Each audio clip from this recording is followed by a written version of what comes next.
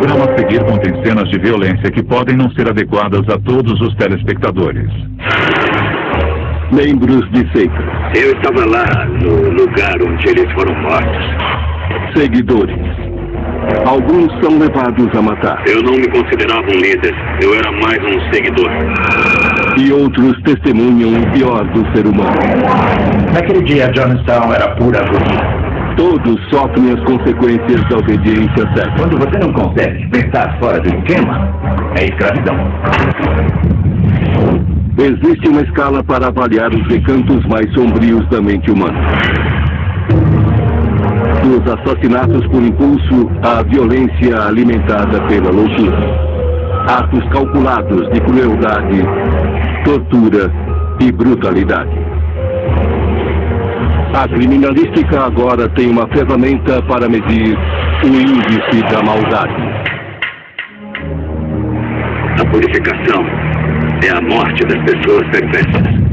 O que torna alguém seguidor de uma seita?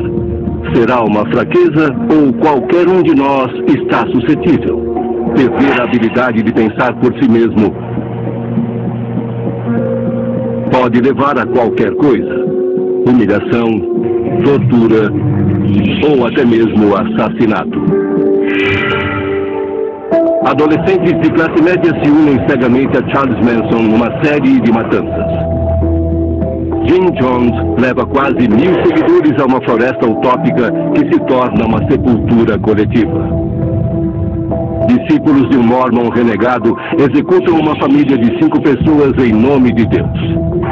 Será que seguidores devotados são vítimas das circunstâncias, crentes ou assassinos? Quando atos terríveis são cometidos por um grupo, onde fica a responsabilidade individual? Hoje há uma escala com 22 níveis que leva em conta o motivo, o método e a mente do assassino. Quanto mais hediondo o crime e mais racional o criminoso, mais alta é a sua posição na escala. O criador da escala é o psiquiatra forense da Universidade de Colômbia, o Dr. Michael Stone. Minha escala me ajuda a navegar nas águas turvas dos crimes violentos. Mas os assassinatos causados por seitas são um desafio interessante para o Dr. Stone. A escala é projetada para avaliar indivíduos e por isso é um desafio tentar classificar um grupo inteiro. Ao investigar vários exemplos de comportamento dos membros de seitas, veremos a deterioração do eu, a negação da reflexão pessoal, a justificação do mal.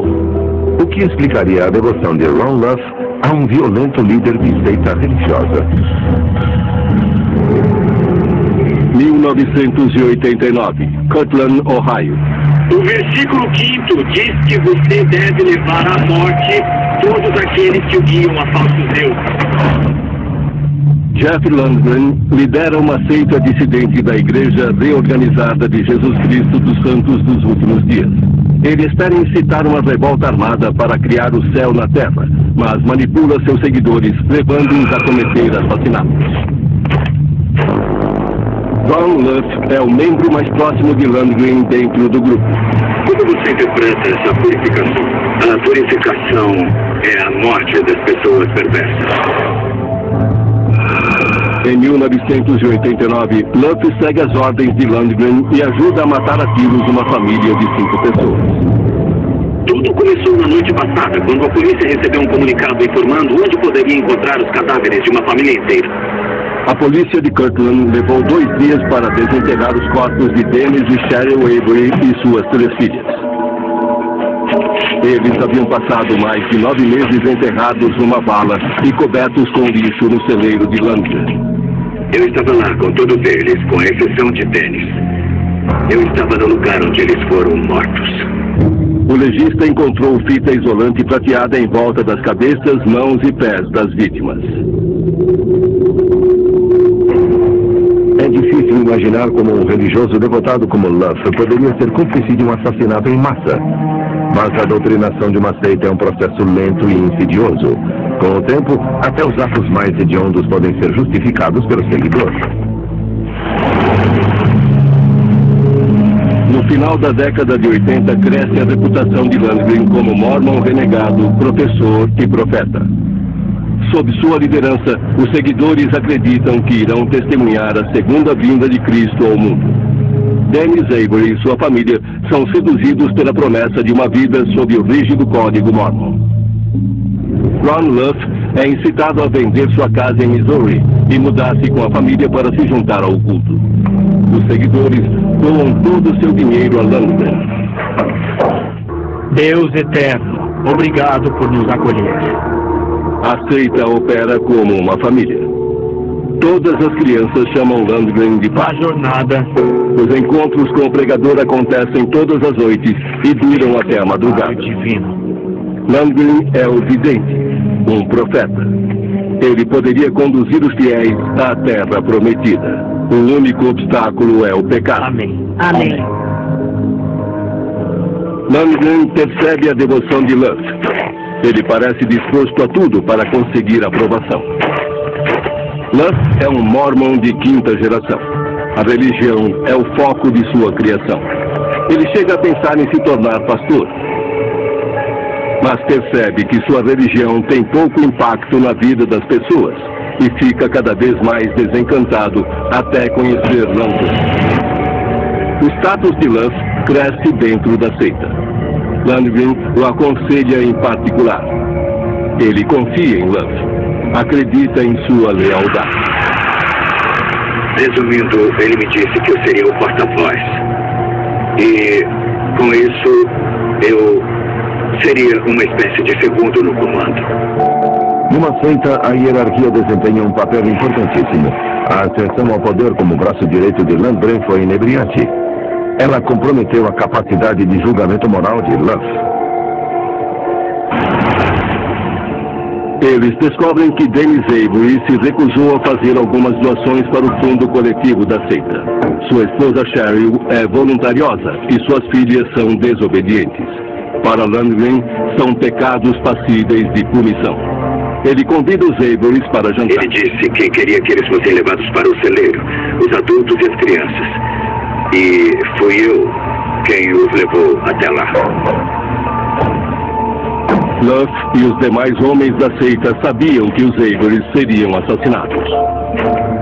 Era uma ordem de Landgren, seu profeta. Eu a levei até lá e a coloquei no buraco. E disse, acalme-se e não resista.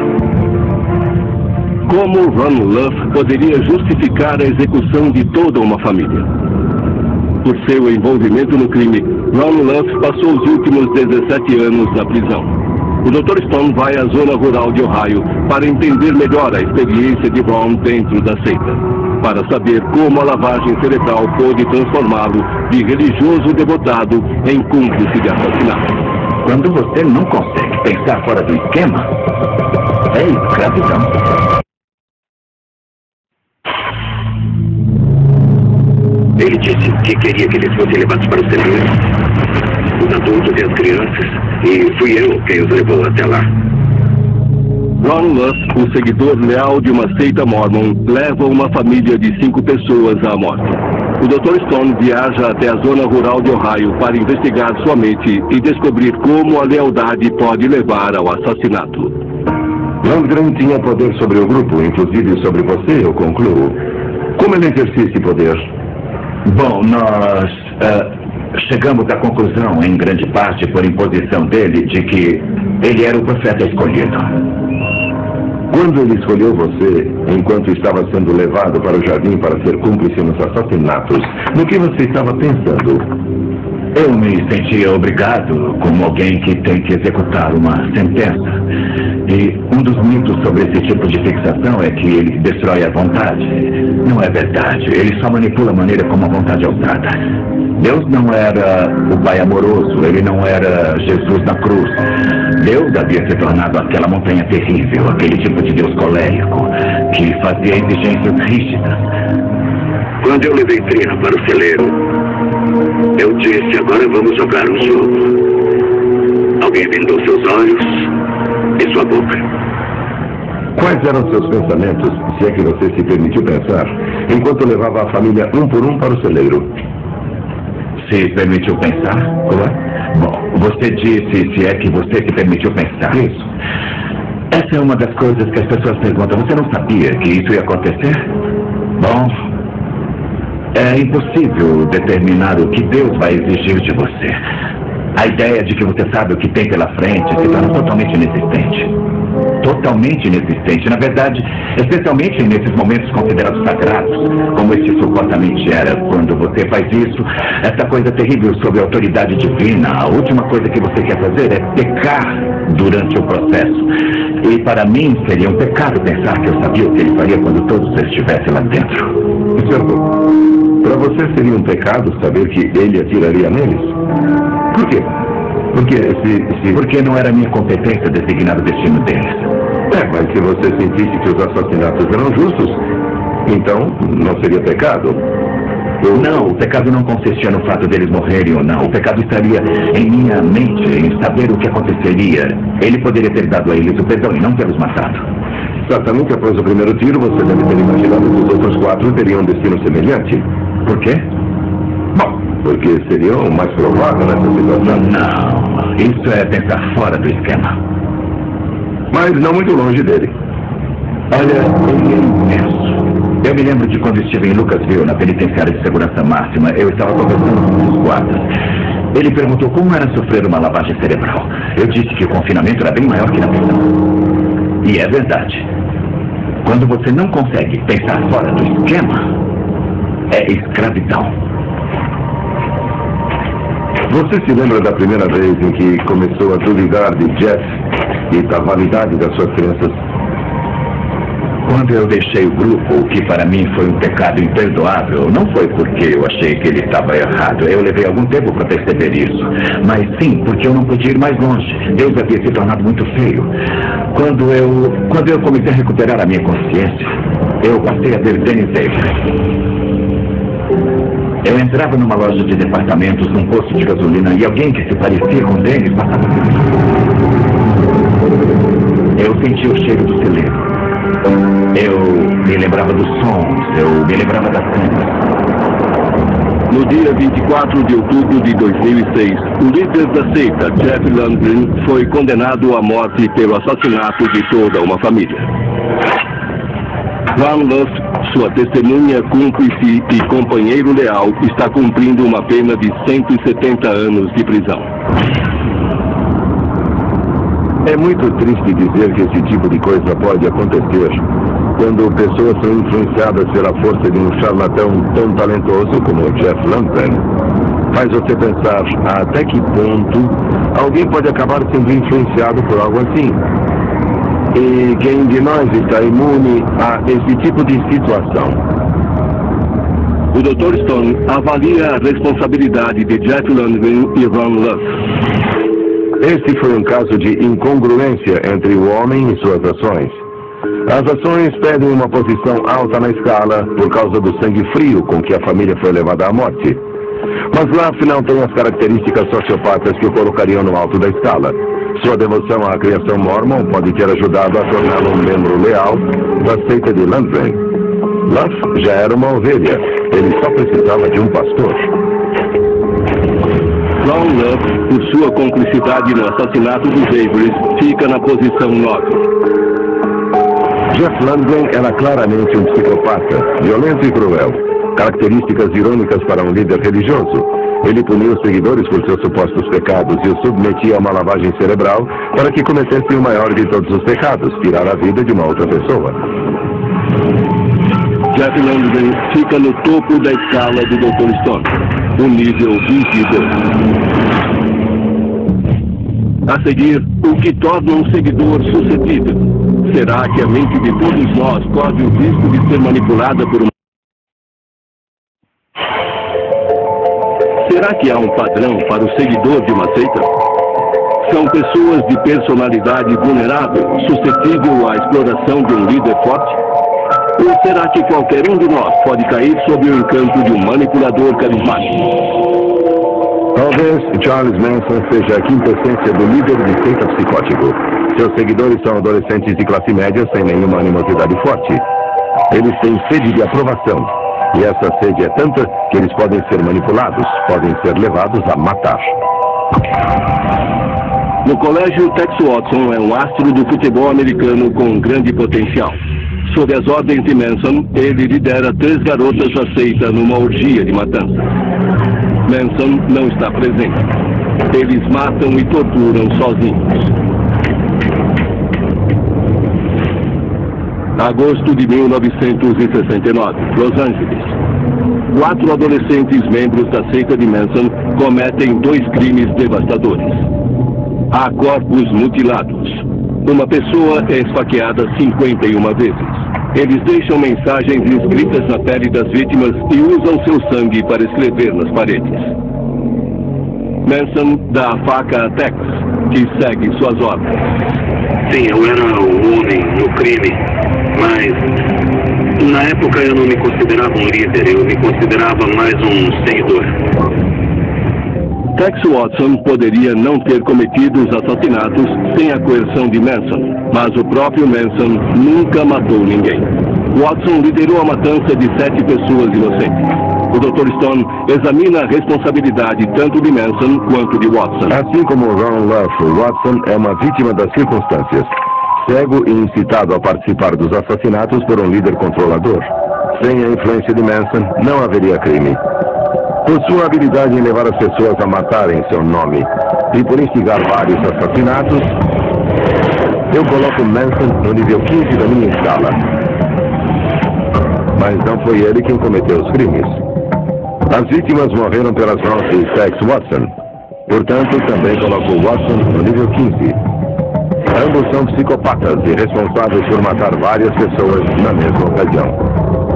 O que torna um indivíduo vulnerável a ser tragado por uma seita? De que maneira seguidores como Tex Watson e Ron Luff perderam seu senso de moral enquanto estavam imersos no culto? Alguns cientistas acreditam que nossos cérebros são programados para serem suscetíveis. Antes de mais nada, o fenômeno da seita é um fenômeno de grupo, no qual indivíduos se unem através da sensação de integração e propósito. O Dr. Michael Persinger é neuroanatomista da Universidade Laurentian, em Ontário, no Canadá. Ele acredita que o ser humano tem uma fraqueza no lobo temporal, a região responsável pela tomada de decisões. Essa fraqueza torna todos nós vulneráveis à influência do outro. A atividade cerebral é efetivamente uma combinação de padrões eletromagnéticos e interações químicas. Persinger acredita que enviando um campo magnético através do lobo temporal de um indivíduo pode criar uma microconvulsão em seu cérebro. Essa convulsão consegue recriar a sensação de uma experiência religiosa ou o sentimento de pertencer a algo. Imitamos o que acontece no cérebro durante uma experiência mística. Quando o campo magnético é enviado através do cérebro do voluntário, o Dr. Persinger vê uma mudança significativa da atividade cerebral.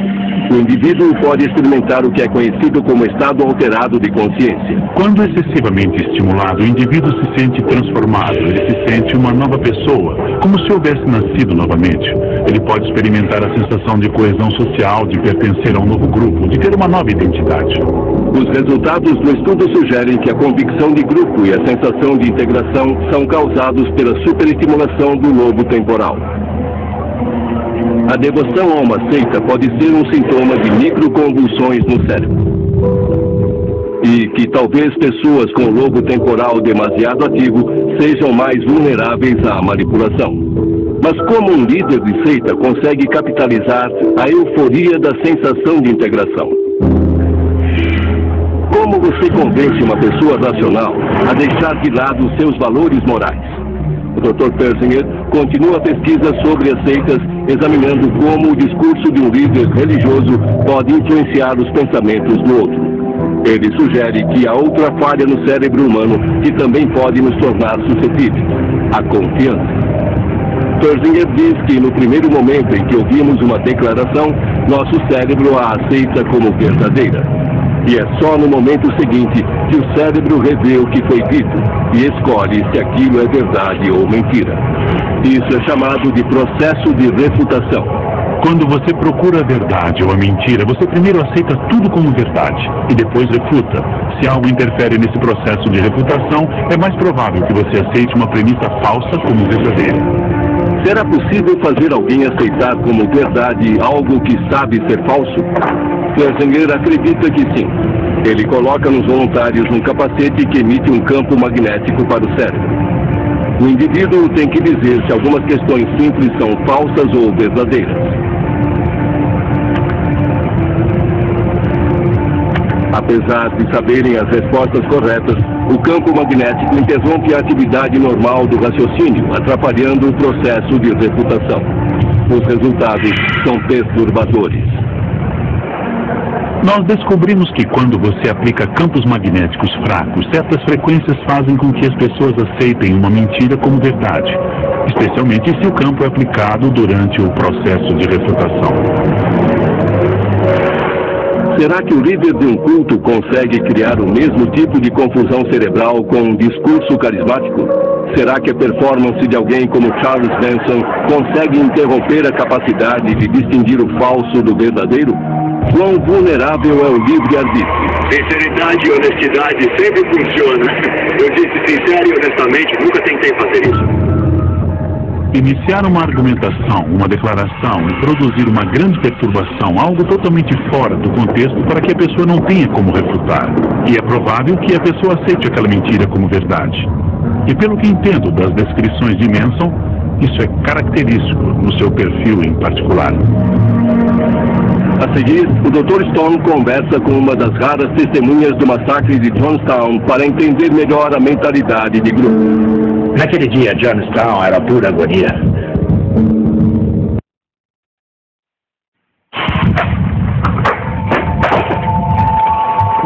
No centro de São Francisco, a Sociedade Histórica da Califórnia guarda lembranças dolorosas. Objetos pessoais, documentos, fotografias. Ela abriga o maior arquivo do Templo do Povo de Jim Jones e da experiência vivida em Johnstown. Ex-membros do Templo do Povo e sobreviventes de Johnstown visitam a Sociedade Histórica para ajudar a curar as feridas da pior catástrofe causada por uma seita na história. 1978. No meio da floresta tropical na Guiana, cerca de 1000 norte-americanos criaram uma utopia, sem distinção de raça, idade e classe social. Eu adoro isso. É melhor do que qualquer outro lugar onde já estive. A nova sociedade é uma criação do Templo do Povo, uma igreja de São Francisco e seu fundador, Jim Jones. Jones é um pastor cristão que se tornou ativista social. Ele prega que juntos eles podem criar um mundo pacífico construído sobre os pilares da igualdade e da liberdade.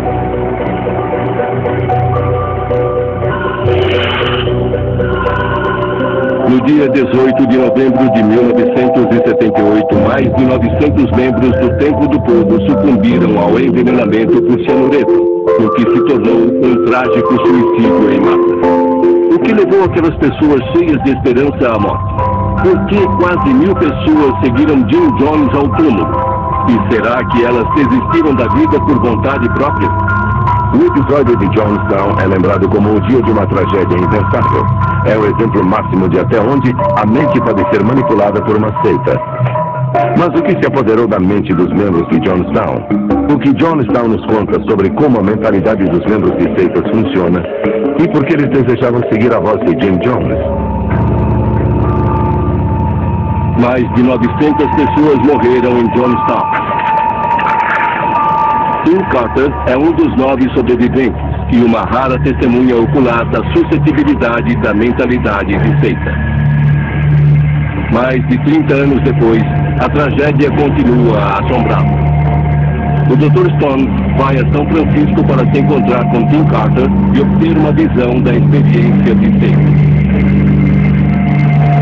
Provavelmente, o principal motivo pelo qual queremos falar com você é o fato de você ser um raro sobrevivente daquilo que começou como uma utopia e terminou em tragédia. Eu estava comprometido com a causa, e a causa para mim era construir uma comunidade que permitisse que as pessoas vivessem em paz. Olhando para trás, hoje, percebo que havia alguns sinais de alerta, mas eu preferi racionalizar e ignorá-los, o que para mim é muito doloroso. Tim Carter tem uma criação católica rígida. Seu pai é alcoólatra. Nada que Carter faz é bom o suficiente. E ele vive em busca de aprovação. Atleta talentoso no colegial, Carter ganha 4 faixas azuis em corrida numa competição estadual. Ele consegue quebrar recordes, mas nem assim o pai sente orgulho do filho. Seu sucesso só encontra críticas. Carter procura ser aceito. Em 1967, ele se alista no Corpo de Fuzileiros Navais e é mandado para o Vietnã. A experiência o transforma profundamente. Tim Carter sobrevive ao Vietnã pronto para levar a vida em seus próprios termos. Porém, ele passou a vida toda condicionado a buscar a aprovação.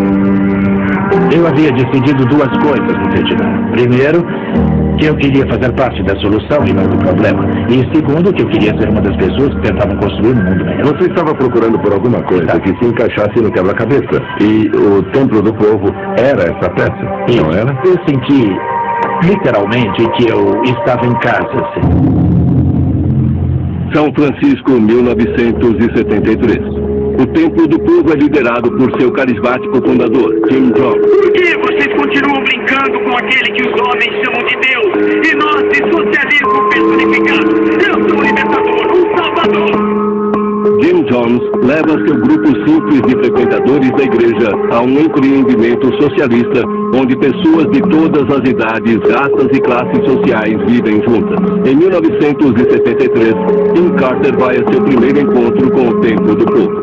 Jones começou a falar e o discurso dele era uma síntese de tudo que eu acreditava em termos políticos e espirituais. O que ele disse ressoou em mim, era natural. Havia adolescentes brancos e negros paquerando, entende? Crianças fazendo aquilo que as crianças fazem, provocando, discutindo, brincando. Era um lugar muito vivo. Parecia que eu conhecia aquelas pessoas a minha vida inteira.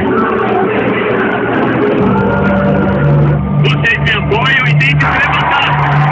O Templo do Povo tenta retificar a falência do sistema norte-americano. A igreja oferece casas de repouso, creches e instiga a mudança social para as classes mais baixas. Eu trabalhava umas 20 horas por dia, todos os dias. Eu adorava. Pessoalmente eu adorava. Eu tinha 23, 24 anos, estava no auge da saúde física. Eu podia ver com os meus próprios olhos a concretização daquilo que eu acreditava, porque, ao contrário de vários amigos meus que falavam em mudança, eu sentia que estava, de fato, fazendo alguma coisa. Tim Carter convence a irmã mais velha e o irmão adolescente a se juntarem ao Templo do Povo. Ele também se apaixona pela colega de seita Gloria Maxson e ela fica grávida. O Templo do Povo torna-se a vida de Carter. Mas com o tempo, Jim Jones revela aspectos mais obscuros de sua personalidade. Olhando para trás hoje, eu consigo perceber os alertas vermelhos. Eles não eram nem amarelos, eles eram vermelhos. Qual seria o primeiro alerta vermelho? Eu me lembro que eles haviam trazido vinho, certo? Mas não bebíamos, não fumávamos. E ele pediu para que todos nós experimentássemos o vinho. Eu disse, claro, eu vou beber. Eu bebi o vinho e ele disse, vocês foram envenenados. E daí, a minha primeira reação foi, bem, meu Deus. Depois eu pensei se aquilo havia mesmo acontecido e meus instintos diziam que não havia nenhum sentido. Então eu pensei, por que ele está fazendo isso? Bem, deve ser algum teste. As pessoas estão sendo forçadas a enfrentar a própria mortalidade. Isso foi uma racionalização? Com certeza. Foi condicionamento? Com certeza. Foi um ensaio para o suicídio? Não. Será que eu deveria ter percebido então que ele era uma fraude? Que ele estava interessado em poder e não em mudanças? Com certeza eu deveria. Hoje eu olho para trás, balanço a cabeça e me pergunto como podia ter acontecido. Em 1977 são 3.500 os seguidores fiéis de Jim Jones e o Templo do Povo. E o futuro parece promissor. Jones compra 1.500 hectares da floresta tropical da Guiana para criar uma sociedade livre da perseguição do governo americano. Junto com quase outras 1.000 pessoas, Carter o acompanha com o sonho de fundar uma sociedade ideal, livre de sofrimento. 1977, Guiana. Muitos seguem Jim Jones com o intuito de fundar uma utopia social em meio à floresta tropical. Por mais de um ano, Jonestown é um enorme sucesso. Unido, jamais será vencido! O povo unido, jamais Diferentes pessoas de diferentes raças, passados e classes sociais estão trabalhando e vivendo juntas em harmonia. E Tim Carter é uma delas. A gente pode ficar aqui o dia inteiro conversando, não há palavras para descrever a paz, a beleza e a sensação de realização, responsabilidade e companheirismo que existe aqui.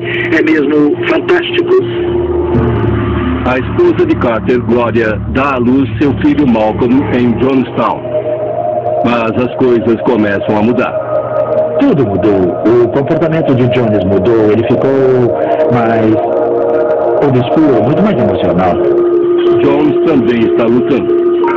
Secretamente consumido pelo vício numa droga farmacêutica, ele se torna paranoico e prega sobre a ameaça de ser destruído pelo governo dos Estados Unidos. É exatamente isso que a CIA quer. Estão tentando provocar um maldito desastre. Querem um desastre. Ele controla Jonestown através da manipulação e do medo, chegando a encenar falsos ataques para unir as pessoas.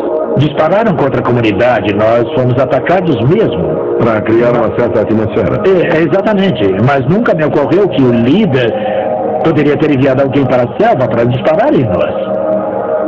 As pessoas de Jonestown estavam unidas por crenças sociais e políticas. Mas a sensação de identidade de grupo é potencializada pelo extremo isolamento em meio à floresta e pelos sermões paranoicos constantes de Jim Jones. A mentalidade de grupo desafia o que um indivíduo de outro modo acharia lógico. É assim que a seita funciona.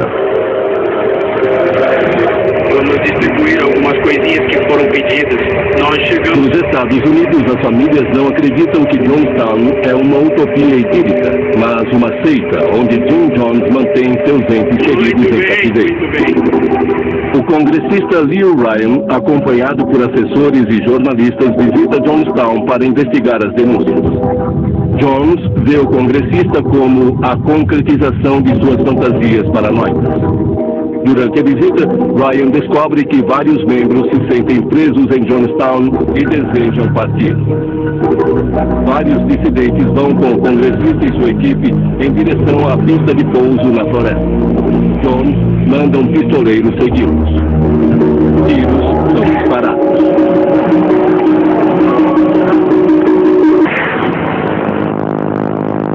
O congressista e mais 3 pessoas são mortos. Em Jonestown, ninguém sabe do tiroteio, mas Carter sente o pânico e o caos na comunidade. Eu sentia que tudo estava se desintegrando e estava quase pronto para abrir a boca e dizer: precisamos sair daqui, agora mesmo. Foi quando ouvi o chamado pelo alto-falante dizendo: todos se dirijam ao pavilhão para uma reunião.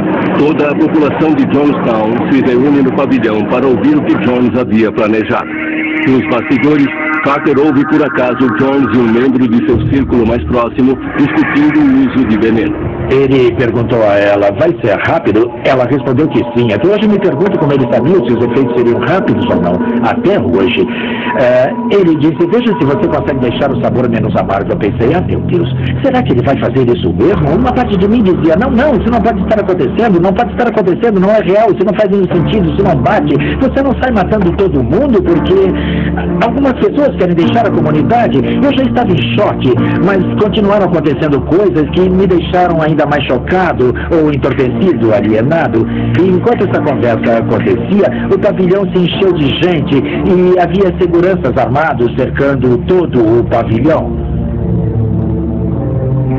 Por todo o amor que eu sinto por vocês, por todo esse amor, eu fiz o melhor para dar a vocês uma vida. O cianuro é levado ao pavilhão e Jones pede para seus seguidores tomarem o veneno e tirarem suas próprias vidas. Numa tentativa desesperada de salvar a esposa e o filho, Carter tenta convencer Jones a deixá-lo sair de Jonestown para caçar um desertor do templo, mas Jones percebe a mentira. Ele me olhou com os olhos de fora, desprovidos de vida ou sentimentos, e disse: vai cuidar do seu filho primeiro? Eu olhei para ele e não consegui responder. Quando eu penso nisso agora, eu acho que deveria ter dito claro que sim. E deveria ter pegado meu filho, porque se eu houvesse feito isso, ele me deixaria sair de Jonestown. Minha opinião é que devemos ser bondosos com as crianças e os mais velhos. Usar a poção como eles faziam na Grécia Antiga e nos aquietarmos, porque não estamos cometendo suicídio. É um ato revolucionário. As crianças de Jonestown são as primeiras a beber o veneno. Carter percebe que está sozinho. Ele vasculha o pavilhão em busca da esposa e do filho. Por favor, peguem o remédio. É simples, não há convulsões, é muito simples. Por favor, peguem antes que seja tarde demais. A força de defesa da Guiana está a caminho. Então vamos, continuem. Eu subi de volta ao pavilhão e quando eu voltei, eu não contei os corpos, eram talvez 12 ou 15. Quando eu cheguei a ponto de me sentir pronto para deixar o corpo, porque eu não aguentava mais. Eu não sabia lidar com aquilo, eu só queria parar, eu queria 30 segundos para respirar e entender o que estava acontecendo, mas tudo foi muito rápido demais. Eu virei para a direita e estavam esguichando veneno na boca do mal. Eu não posso falar mais do que isso. Pode me fazer perguntas, mas eu não posso ir mais longe. Naquele momento, eu senti que estava saindo do meu corpo. Eu não sentia mais nada, porque era uma ferida aberta. E havia gritos de terror. Havia gritos de agonia. A expressão do rosto da Glória, com as lágrimas rolando no seu rosto, ela estava presa. Sem ter como sair. Eu senti raiva dela. Por que você não fez nada? Eu me senti realmente culpado. Por que você não fez nada? Malcolm já havia morrido. Eu não podia fazer mais nada. Não havia o que fazer. Eu segurei Glória e eu solucei. Eu te amo muito. Malcolm está morto. E quando as pessoas tomam cianureto, a boca espuma. E é uma morte terrível. Eu segurei Glória até que ela morreu. E depois eu simplesmente fui embora. Porque eu não conseguia sentir mais nada. Perguntaram por que eu não agi. Eu vi meu filho ser assassinado. Talvez você consiga ser um herói após sentir uma coisa assim. Mas naquele momento, eu estava fora de mim. Por favor, pelo amor de Deus, vamos continuar. Nós vivemos como ninguém mais viveu e amou. Tivemos tudo que era de melhor neste mundo. Vamos acabar com isso. Vamos acabar com essa agonia.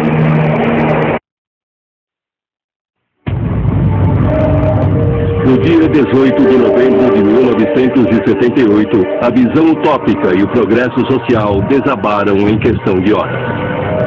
Mais de 900 pessoas morreram envenenadas por cianureto em Jonestown.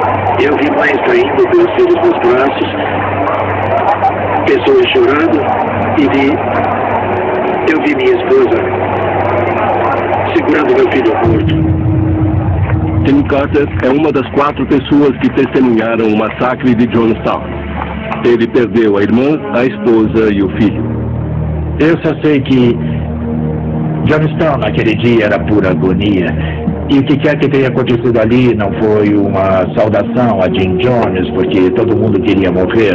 Quando as pessoas falam sobre o que aconteceu, acham que todo mundo fez uma fila e disse, oba, vamos todos morrer porque amamos o pai. E isso não é a verdade.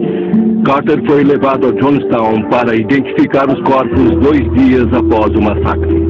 O que realmente me perturbou foi ver que as pessoas lutaram. E qualquer um que diga que as pessoas não lutaram pela sobrevivência em Jonestown não quer saber a verdade e o que de fato ocorreu. Primeiro porque as crianças não cometem suicídio. Acho que todo mundo concorda com isso. Os idosos não têm capacidade física para se defender. Para mim, isso é um assassinato. Outros se escaparam, descreveram pessoas recebendo injeções à força ou sendo derrubadas para receber veneno, bebês sendo arrancados dos braços das mães. Carter escapou da Guiana com vida. Mas 30 anos depois, os equívocos sobre Jonestown ainda o perseguem. Nessa foto em particular estão minha sobrinha e a esposa do meu irmão. Eles estavam lá. Essa imagem de Jonestown é a mais usada para representar o que aconteceu. Essas famílias morreram juntas, abraçadas, e mesmo assim é muito óbvio para nós ou para mim que isso foi montado, que esses corpos foram colocados assim, e tenho certeza de que foi Jones quem fez isso. Tenho certeza de que ele planejou tudo o que aconteceu naquele dia, a maneira como ele queria deixar o mundo. Tudo girava em torno de Jim Jones. E quanto mais próximo do centro, mais cúmplices eram as pessoas que exerciam influência sobre os outros. Certo. Com certeza, os mais próximos dele eram mais cúmplices, porque alguém tinha que ter trazido o cianureto. Uma pessoa me perguntou: quem matou seu filho? Eu não salvei o meu filho. Eu não salvei. Então, eu matei o meu filho? Não, eu salvei o meu filho? Não, por isso eu estou absolvido de toda a responsabilidade? Não. Eu acho que, francamente, que não há palavras para descrever o crime que aconteceu em Jonestown, e eu me sentirei culpado pelo resto da vida por não ter feito nada para impedir. Talvez eu pudesse. Não foi isso. Quando eu atravessei o campo para sair de Jonestown, eu prometi a mim mesmo e àquelas pessoas que eu nunca esqueceria, não deixaria as pessoas esquecerem. Eu conto essa história porque eu sou leal às pessoas que morreram lá, elas merecem mais.